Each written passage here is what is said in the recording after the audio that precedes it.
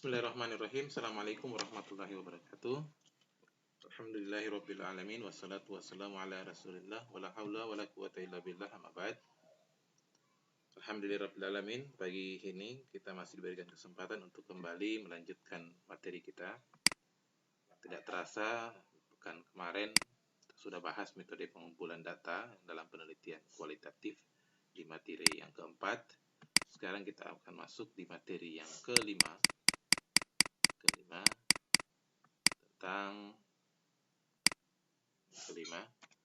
tentang analisis data penelitian kualitatif. Pekan yang kemarin saya sudah jelaskan apa-apa saja metode pengumpulan data penelitian kualitatif yang nanti akan Anda lakukan nanti ketika turun ke lapangan untuk melakukan penelitian. Nah, sekarang ini kita akan bahas setelah data yang Anda kumpulkan, Anda mau apakan. Hingga disinilah kita akan nanti membahas analisis data penelitian kualitatif. Jadi data yang Anda sudah peroleh dalam lapangan, di penelitian itu, nah, disinilah tempatnya nanti Anda akan melakukan mengolah data. Analisis data penelitian itu lebih kepada mengolah data penelitian. Jadi hasil-hasil penelitian berupa fakta-fakta, dokumen-dokumen, kemudian diolah.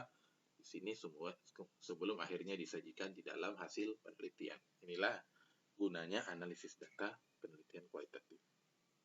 Berbeda dengan analisis data penelitian kuantitatif yang semua menggunakan rumus. Di sini hanya berbentuk analisis. Baik.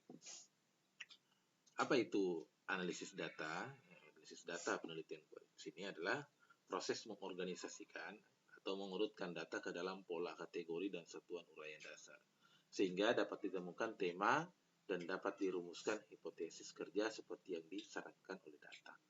Jadi secara umum ini pengertian secara umum ya, bahwa proses penelitian ini adalah proses pengorganisasian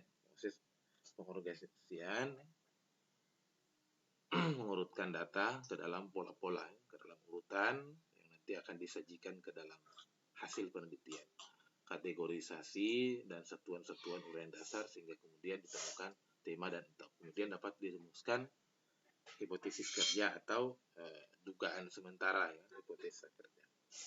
Intinya bahwa analisis data dalam penelitian kualitatif itu, analisis data penelitian adalah bicara tentang mengolah data atau mengelompokkan data atau menganalisis data ke dalam kategori, pola, satuan uraian sehingga kemudian dapat dijelaskan, dapat diuraikan fakta-fakta hasil penelitian.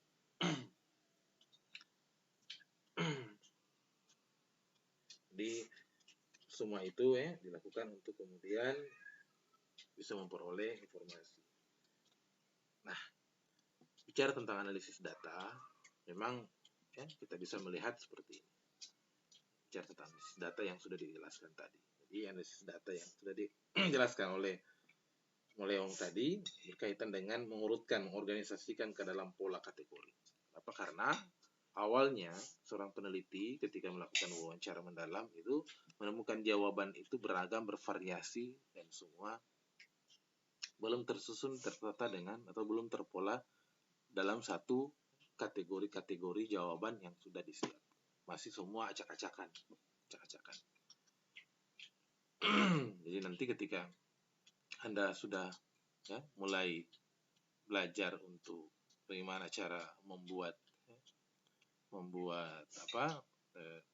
menganalisis data, maka Anda akan menemukan hal yang seperti ini. Dari mana dasarnya ini semua? Jadi saya contohkan begini. Anda akan meneliti tentang kualitas atau tentang pelayanan administrasi atau pelayanan publik pada kantor camat Luhuk Utara. Di sana ada beberapa indikator-indikator yang dijadikan sebagai ukuran untuk mau melihat pelayanan. Mulai dari kenyamanan, mulai dari sarana dan prasarana, mulai dari transparansi pelayanan, keandalan, dan macam-macam. Jadi semua itu akan ditelitikan. hasilnya Anda akan menemukan jawaban-jawaban itu, lalu kemudian belum diurutkan, ya, masih dalam bentuk terpola seperti ini. Jadi masih dikumpulkan dalam satu dokumen yang belum tertata terpola. Sehingga di sinilah gunanya analisis data penelitian. Nah, dengan demikian barulah kemudian Anda nanti akan memperbaiki urutan-urutan ini, data-data yang sudah Anda peroleh dari lapangan, ke dalam pola-pola, ke dalam kategori, ke dalam urutan-urutannya yang jelas. Kalau huruf misalnya, itu sudah jelas. Angka ya jelas. Huruf besar kecil ya sudah jelas. Kalau simbol-simbol Anda sudah urutkan sendiri. Angka Romawi Anda urutkan sendiri. Begitu dan seterusnya. Itu yang disebutkan yang tadi sudah dengan mengurutkan data ke dalam pola atau kategori.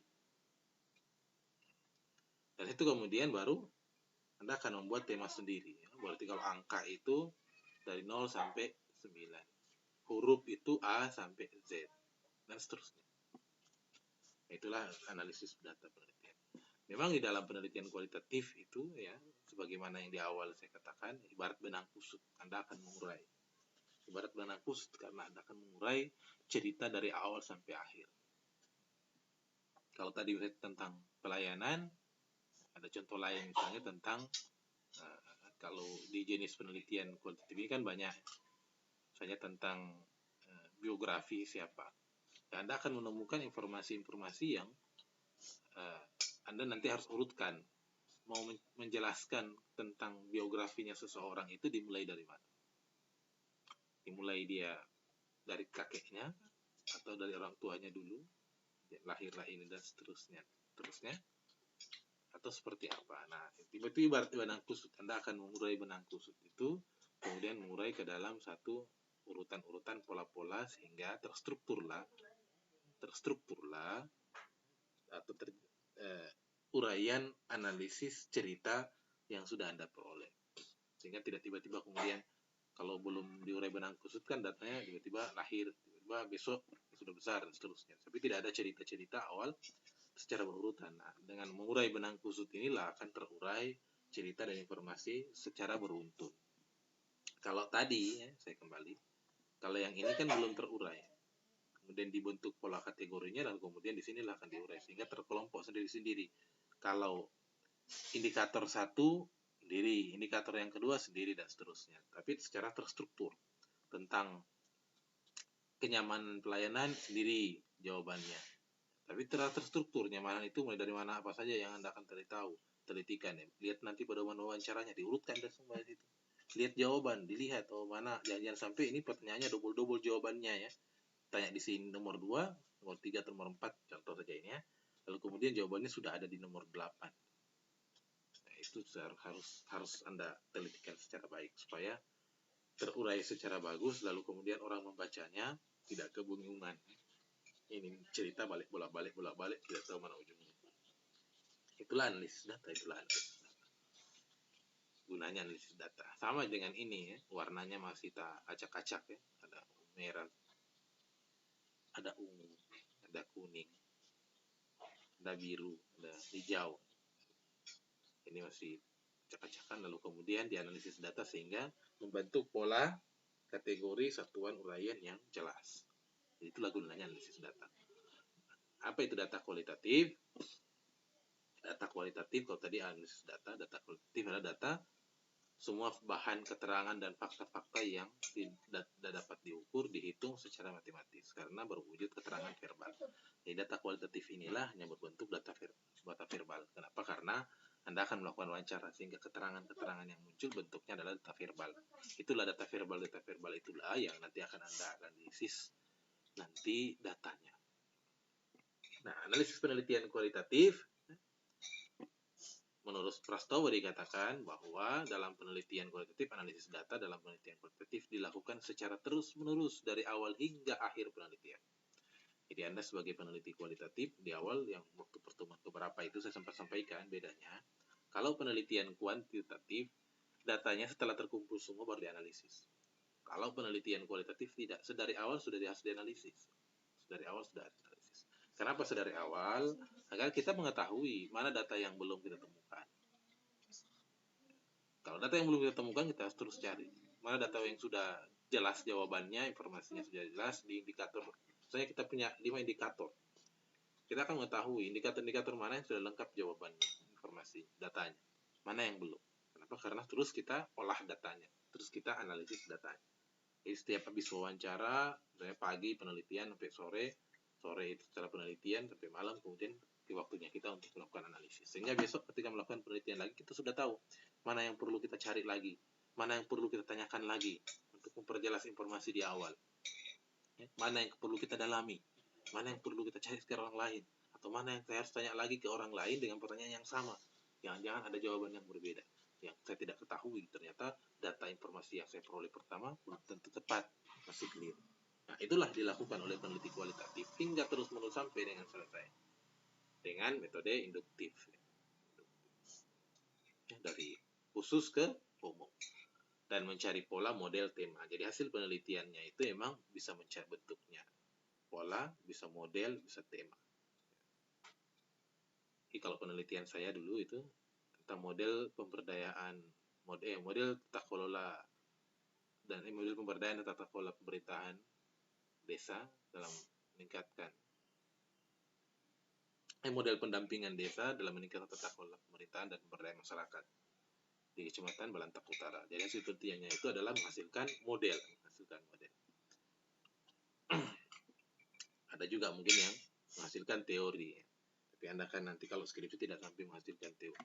Paling tidak mencari pola atau menjelaskan fenomena penelitian yang Anda sudah lakukan. Nah, apa-apa saja langkah dalam penelitian kualitatif. Jadi ini sudah kita mulai masuk kepada intinya. Jadi sebelum dilakukan analisis data, ada langkah-langkah untuk mengelola data yang sudah Anda peroleh. Jadi ada langkah-langkah supaya, kenapa itu dikelola di awal, supaya yang acak-acakan tadi, yang digambar-gambar tadi itu, acak-acakan tadi itu, masih seperti benang kusut, sudah mulai terurai. Jadi memudahkan bagi Anda peneliti untuk masuk ke tahapan analisis data. Walaupun mengelola data dengan analisis data ini ada kesamaannya, Jadi ada beberapa kesamaan, tapi disinilah kemudian peneliti lebih dimudahkan dengan langkah-langkah pengelolaan data. Kenapa? Karena di tahap awal memang sudah dihaluskan datanya atau sudah dikelompokkan sedari awal data-data yang diperoleh di dalam atau pada saat nanti melakukan penelitian. Nah, apa saja langkah-langkah pengelolaan data penelitian kualitatif? Di sini proses pengolahannya. Pertama adalah editing, kedua adalah klasifikasi, yang terakhir adalah memberi kode.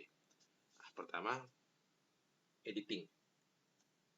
Di tahap awal ini kan, ya, yang kalau Anda melihat gambar tadi itu ada 3 bagian. Yang huruf angka itu masih acak-acakan. Inilah tahapan editing ini.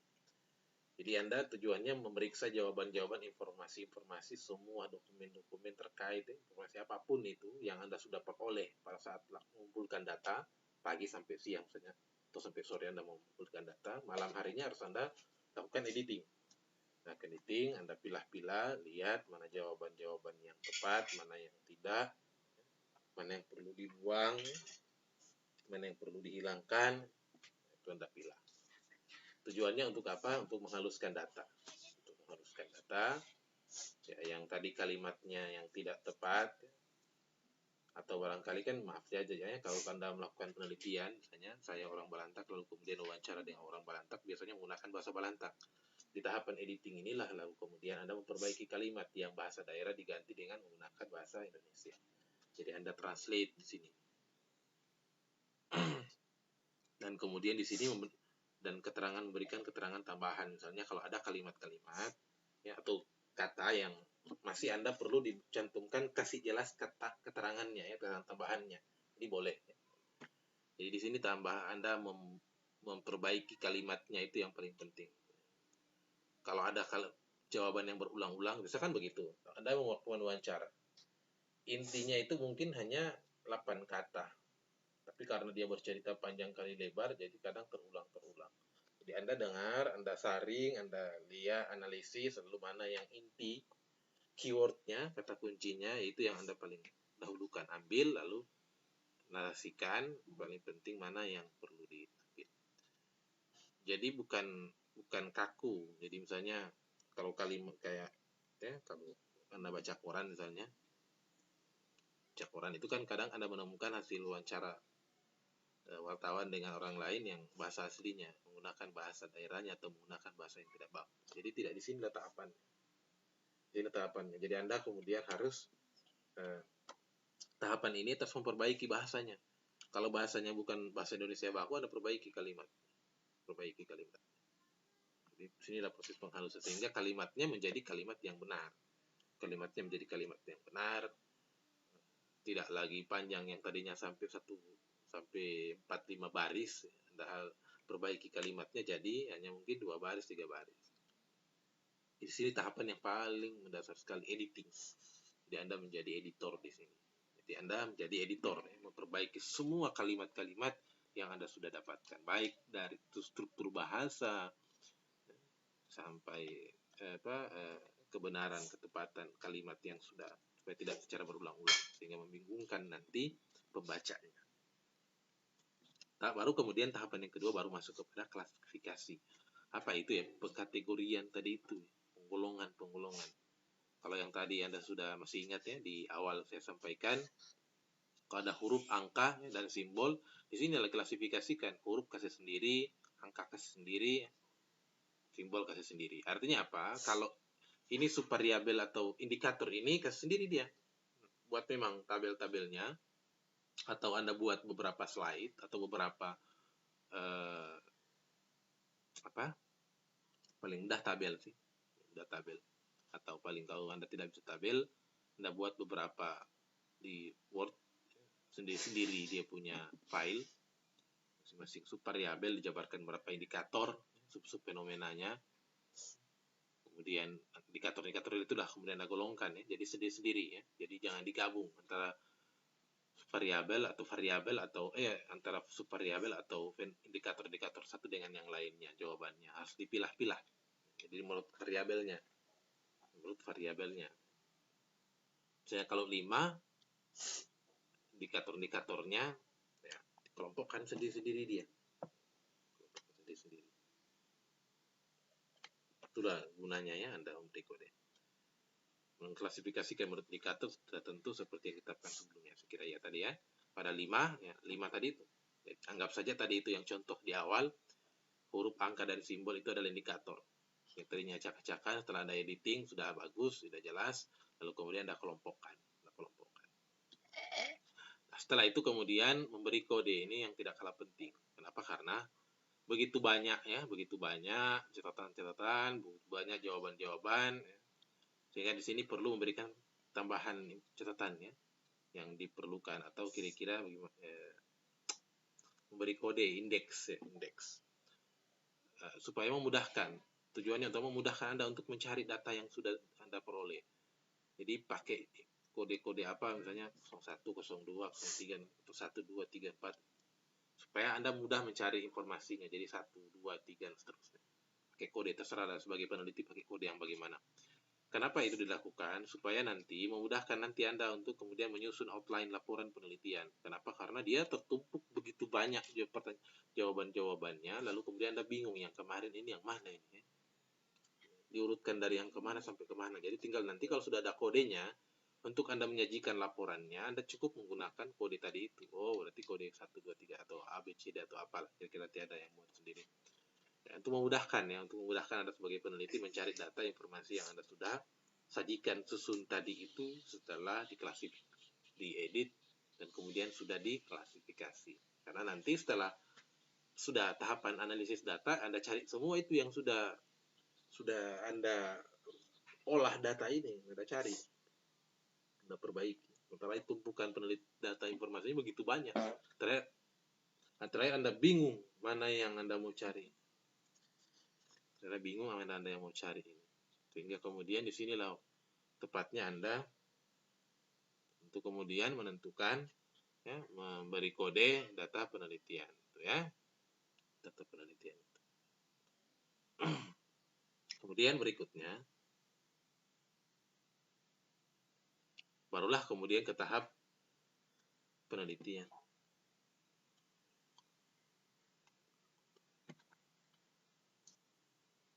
Setelah kemudian Anda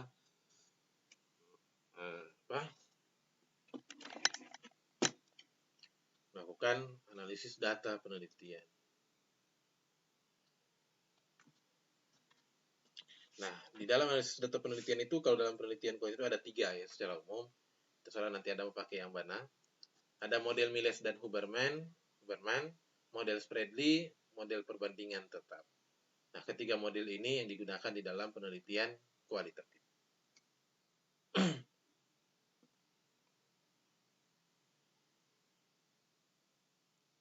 Baik, yang pertama model Miles dan Huberman. Jadi model Miles dan Huberman ini ada 3 tahapan ya. Tahapan ini data yang sudah terkumpul yang tadi yang sudah Anda perbaiki datanya, sudah Anda olah, kemudian dari sinilah mulai tahap melakukan analisis data menggunakan model Miles dan Huberman.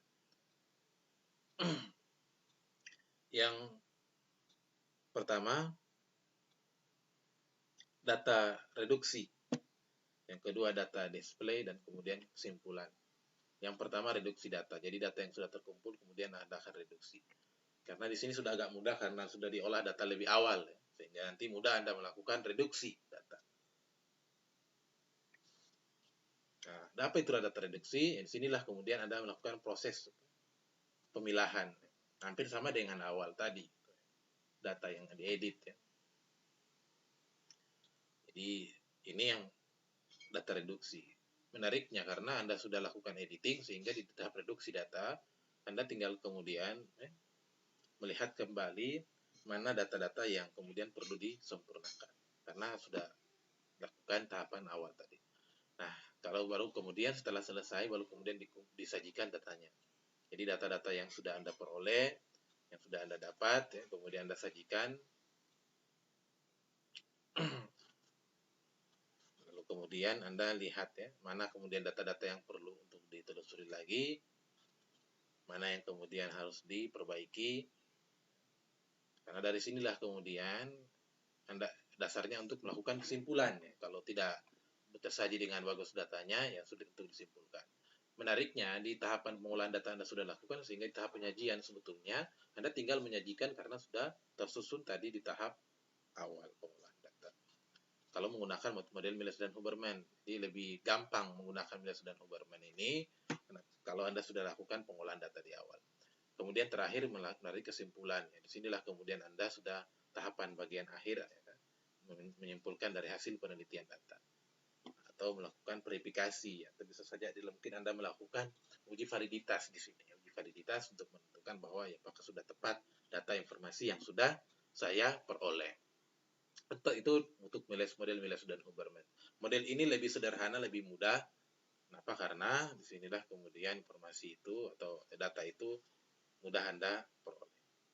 Atau mudah kemudian disajikan. Kenapa? Karena sudah dilakukan pengolahan data. Contohnya seperti ini ya, reduksi data. Jadi sama dengan yang tadi ya, di tahapan awal editing itu. Tapi karena Anda sudah lakukan model tadi itu, apa namanya, pengelompokan tadi sehingga lebih mudah. Yang kedua adalah analisis data kualitatif model Spreadly.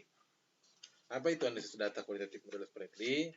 Nah, di sini kemudian di dalam penelitian kualitatif itu yang agak lebih sedikit berbeda dan rumit ya, model Spreadly ini.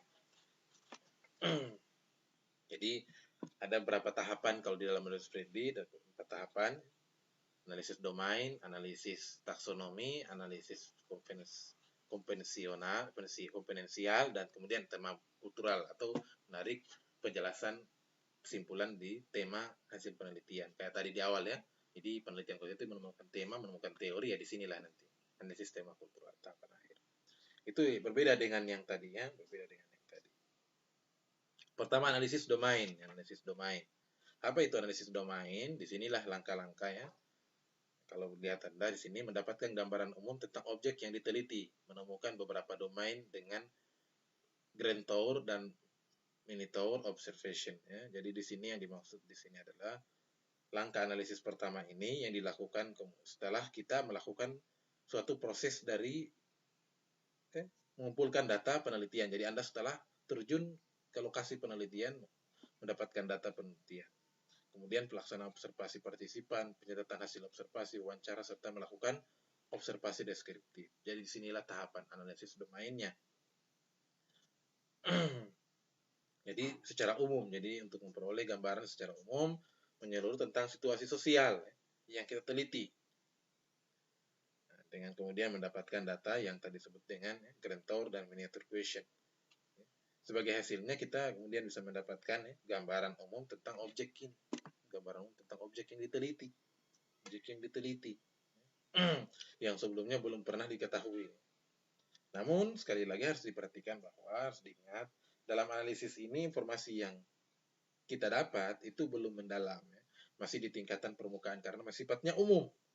Namun sudah menemukan domain-domain atau kategori-kategori dari situasi sosial yang kemudian kita teliti. Kita teliti. Nanti dengan tahapan-tahapan berikutnya, lalu kemudian disinilah nanti akan kita mendapatkan data yang lebih lengkap. Nah, bagaimana cara melakukan domain? Bagaimana cara melakukan analisis domain ini? Spreadly namanya orang ya, model Spreadly yang menggunakan model menurut namanya. Menyarankan bahwa pada kita peneliti untuk melakukan analisis hubungan semantik antar kategori. Bisa melakukan analisis semantik antar kategori itu boleh. Supaya kemudian kita bisa menemukan jawaban lebih jelas. Misalnya hubungan semantik itu berdasarkan jenis, bisa berdasarkan ruang sebab akibat, cara mencapai tujuan dan segala macamnya.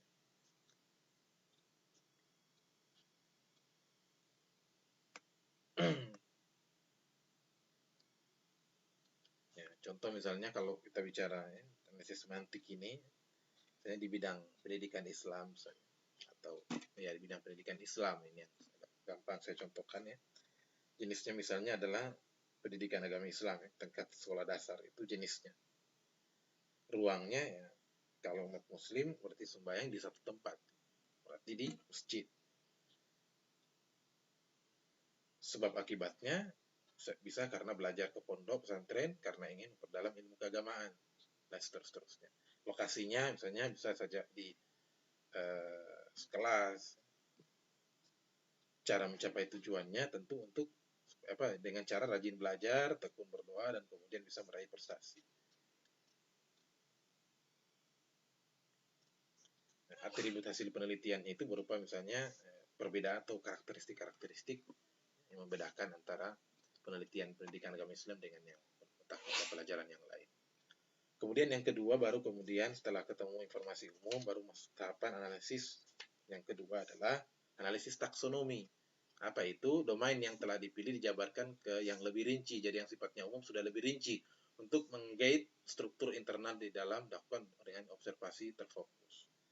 Jadi di sini kemudian kita temukan situasi sosial dengan analisis domain. Langkah berikutnya itu adalah tadi itu. Anda sudah mulai memperdalam pengumpulan data lapangan. Jadi terus-menerus melakukan pengamatan, melakukan wawancara mendalam, dan dokumentasi sehingga kemudian Anda dapat mengumpulkan data yang lebih lengkap semakin banyak sehingga kemudian di tahapan inilah kemudian diperlukan analisis lagi yang disebut dengan analisis taksonomi. Jadi menganalisis seluruh data yang terkumpul berdasarkan domain-domain yang telah kita tetapkan. Jadi nanti Anda akan membuat domain-domain. Sama kalau ada variabel, ada sub-variabel, ada indikator-indikator. Nah itulah taksonomi ini sudah membahas ke dalam lebih rinci lagi. Kemudian analisis komponensial analisis komponensial. Ya. Kalau tadi sebelum ke komponensial supaya lebih rinci misalnya begini. Kita akan melakukan penelitian tentang pengelolaan lembaga pendidikan formal. Itu adalah analisis domainnya. Lalu taksonominya itu kalau bicara pendidikan formal itu ada dua, yang di swasta dengan negeri. Jadi itulah taksonomi. Baru kemudian ke tahapan berikutnya untuk membuat analisis komponensialnya. Apa itu analisis kompetensialnya? Oh ya, jadi kalau tadi taksonomi, maaf ya, kalau taksonomi, jadi ini adalah variabelnya pengelolaan lembaga pendidikan formal. Kemudian di taksonomi, domainnya ini swasta negeri, misalnya itu adalah analisis domain. Di taksonomi itu sudah ke sub-sub variabelnya. Oh, ada SD, ada SMP, ada SMA, dan seterusnya. Sudah lebih rinci. Kalau komponensial, bicara di sini tentang menguraikan domain, ya, jadi menguraikan domain kepada hal-hal yang lebih rinci. Itu didapatkan tentu melalui observasi dan wawancara. Jadi ini semua itu penjabaran makin ke bawah itu didapatkan pada saat nanti Anda turun lapangan. Baru mulai dipilah-pilah ya, mana taksonomi, mana komponensialnya.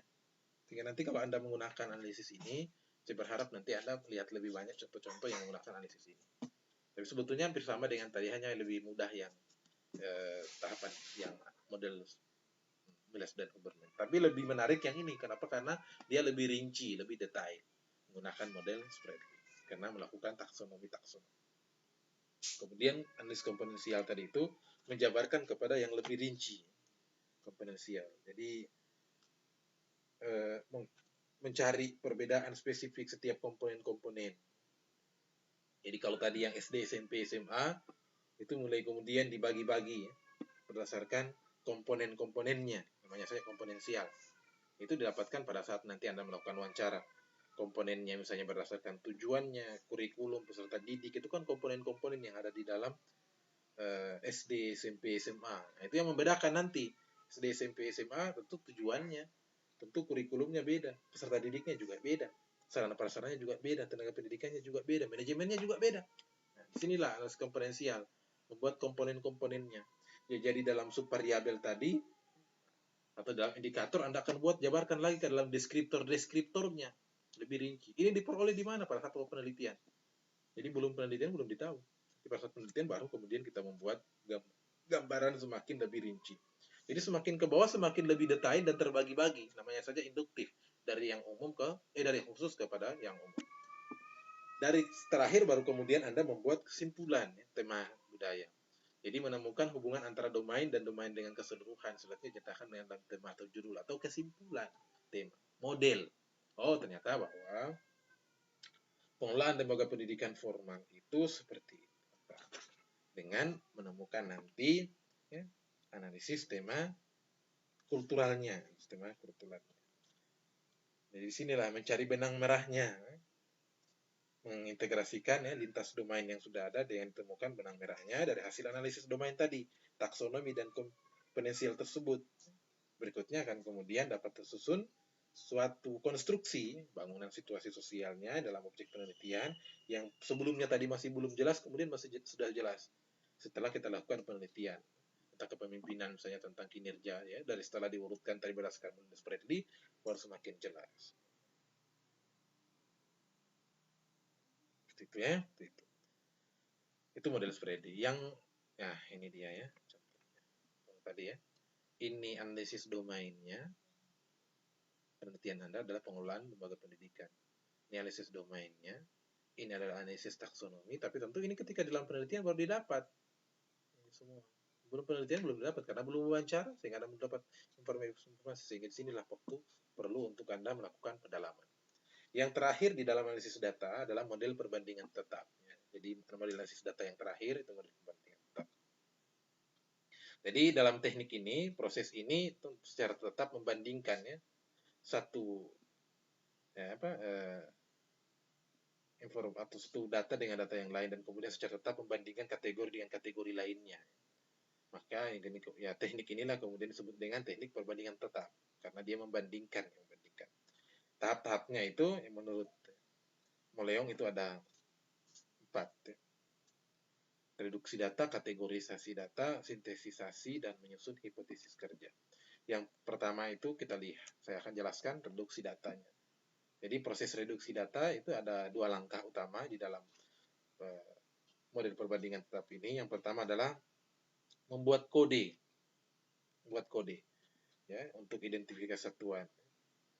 Dengan begitu ya, lainnya diidentifikasi adanya satuan, tadi itu kan sama sebetulnya, hanya namanya reduksi data. Sama dengan yang tahapan di dalam model Smiles dan Huberman ini. Ketika kemudian didapatkan, temukan data yang memiliki makna, kemudian jika dihubungkan dengan yang lain, fokus dan masalah penelitiannya bisa diketahui. Setiap satuannya itu sudah dilakukan, berikan kode. Kalau yang kedua itu setelah sudah dapat baru dibuat kategori. Jadi ketika sudah dapat pengelompokan baru disebut kategorinya. Apa itu kategori? Jadi di sini memilah setiap satuan ke dalam bagian-bagian yang memiliki kesamaan. Kalau tadi reduksinya masih sendiri-sendiri A, B, C, D, angka 1, 2, 3. Kategorinya sudah seperti pengelompokan, pengkategorian. Bisa dalam bentuk tabel, sudah lebih rinci, lebih mudahnya. Setelah di kategori baru kemudian dibuat sintesisasi. Tahapan ketiga ini. Caranya bagaimana? Nah, kita mencari hubungan antara satu kategori dengan kategori lainnya, yang sudah kita buat tadi itu kategorisasi data. Yang selanjutnya kemudian kita akan menghubungkan hubungan satu kategori dengan kategori lainnya. Supaya bisa mudah untuk diberi nama atau diberi label kembali. Jadi setiap yang punya kesamaan kategori pada saat sintesisasi data ini itu dikelompokkan sendiri. Dari setelah selesai itu baru kemudian kita membuat hipotesis kerja atau hipotesa kerja, yang disinilah kemudian apa itu kita akan lakukan dengan merumuskan pernyataan-pernyataan proporsional hipotesis itu. Jadi sudah ke dalam tahapan penjabaran hasil penelitian, penjelasan hasil penelitian. Nah, ini yang agak berbeda dengan dua metode yang tadi, metode analisis data yang tadi. Kembali, bagaimana cara menganalisisnya? Tentu kembali kepada penelitinya.